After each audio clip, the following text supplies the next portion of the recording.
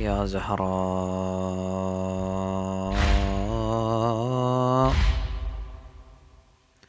يا زهراء يا زهراء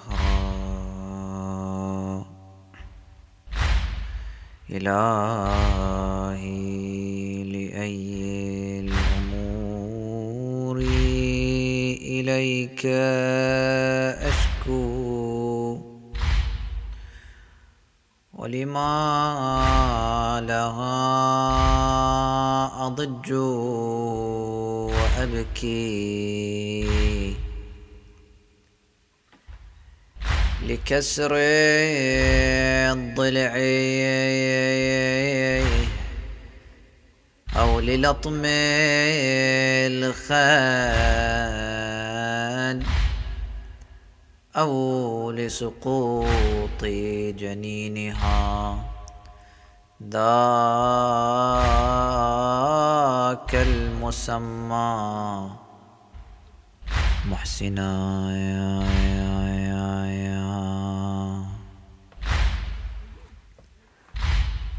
قال سليمان قلت يا سلمان هل دخلوا ولم يكن استئذان؟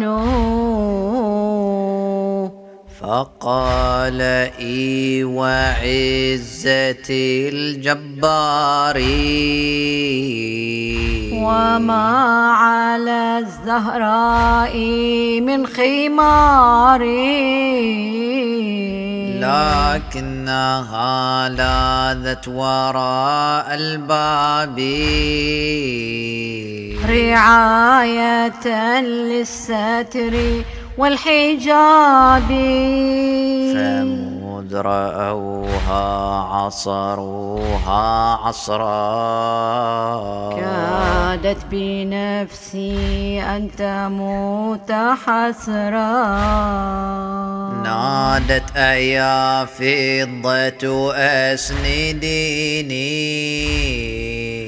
فقد وربي أسقطوا جنيني فأسقطت بنت الهدى وحزنا جنين هذاك المسمى محسنا أتضرم النار بباب دارها وآية النور على منارها وبابها باب نبي الرحمن وباب أبواب نجاة الأمة بل بابها باب العلي الأعلى فثم وجه الله قد تجلى فاكتسبوا بالنار غير العار ومن ورائه عذاب النار ما أجهل القوم فإن النار لا تطفئ نور الله جل وعلا فاحمرت العين وعين المعرفة تذرف بالدمع على تلك الصفة ولا يزيل حمرة العين سوى بيض السيوف يوم ينشر اللواء وللصياط رنة صداها في مسمع الدهر فما أشجاها والأثر الباقي كمثل الدملج في عضد الزهراء أقوى الحجج. ومن سواد متنها اسود الفضاء يا سعد الله الإمام المرتضى. ووكز نعل السيف في جنبيها أتى بكل ما أتى عليها. ولست أدري خبر المسمار سل صدرها خزانة الأسرار. وفي جبين الماجد ما يدمي الحشا.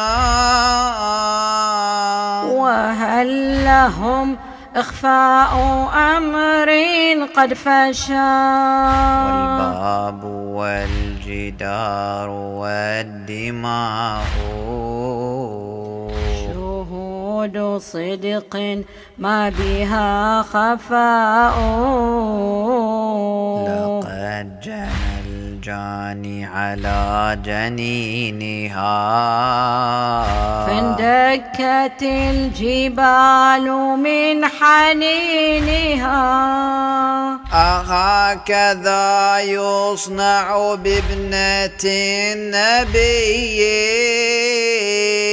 حرصا على الملك فيا للعجب. أتمنع المكروبة المقروحة عن البكاء خوفا من الفضيحة. والله ينبغي لها تبكي دماء ما دامت الأرض ودارت السماء. لفقد عزها أبيها السامي ولاهتضامها وذل الحامي. لكن كسر الضلع ليس ينجبر إلا بصمصام عزيز مقتدر. إذ رض تلك الأضلع الزكية رزية ما مثلها رزية. إذ رض تلك الأضلع الزكية رزية ما مثلها رزية. إذ رض تلك الأضلع الزكية رزية ما مثلها رزية. قال سليم قلت يا سلمان هل دخلوا ولم يكن استئذان. قال سليم قلت يا سلمان هل دخلوا ولم يكن استئذان. لسليم قلت يا سلمان هل دخلوا ولم يكن استئذان.